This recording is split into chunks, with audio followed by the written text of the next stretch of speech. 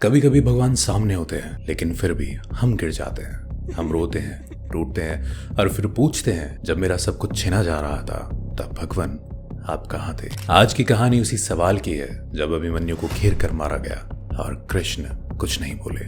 लेकिन क्यों वो चुप थे, या कोई बड़ा उत्तर उस मौन में छिपा था। नमस्कार दोस्तों, मैं हूं शुभ और आप सुन रहे हैं शुभ द वॉइस, जहां कहानियां सिर्फ सुनाई नहीं जाती, उन्हें महसूस कराया जाता है। हर शब्द के पीछे होती है एक रूह, एक सवाल और एक सच। तो आज की कहानी शुरू होती है एक अधूरे सवाल से और एक मौन जिसने पूरी महाभारत की दिशा बदल दी।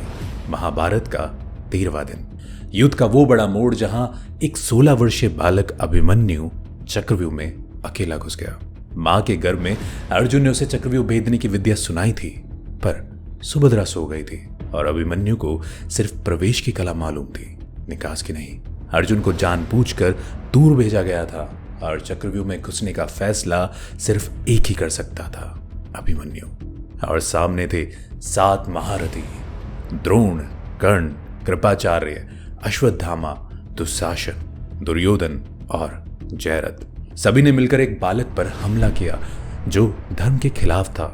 लेकिन युद्ध में नीति कौन मानता है? और वहीं कृष्ण मौन थे। तो क्यों कृष्ण ने कुछ नहीं किया? क्या वो चाहते तो अभिमन्यु को बचा नहीं सकते थे? पर वो मौन क्यों रहे? कृष्ण ने युद्ध से पहले वचन किया था कि वह इस युद्ध में किसी भी पक्ष से अस्त्र नहीं उठाएंगे। वो ना कौरवों के थे ना पांडव के, वो सिर्फ सारथी थे, समय थे।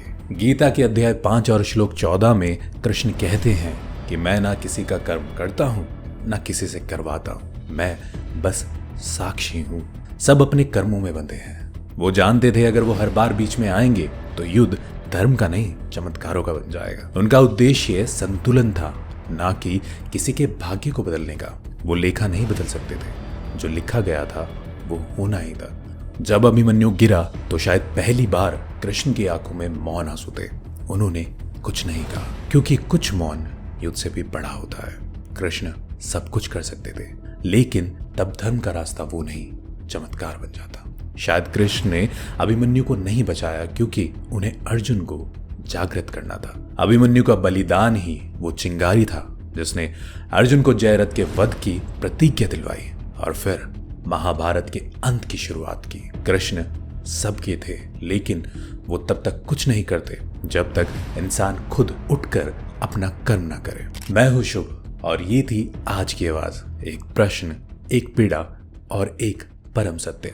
अगर आप इसी तरह की और कहानियां सुनना चाहते हैं जहां भावनाएं हो, सच्चाई हो और इतिहास की धड़कन हो, तो अभी चैनल को सब्सक्राइब करें, बेल आइकन दबाएं ताकि अगली आवाज आपसे मिस ना हो। और अगर आपके मन में कोई सवाल हो या आप किसी कहानी को मेरी आवाज में सुनना चाहते हो तो नीचे कमेंट करके हमें जरूर बताएं। आपका सवाल मेरी अगली आवाज बन सकता है। मिलते हैं अगली कहानी में। तब तक याद रहे, जब ईश्वर मौन हो जाए तो समझ जाइए अब वक्त है वीर बनने का। This is Shubh the voice signing off.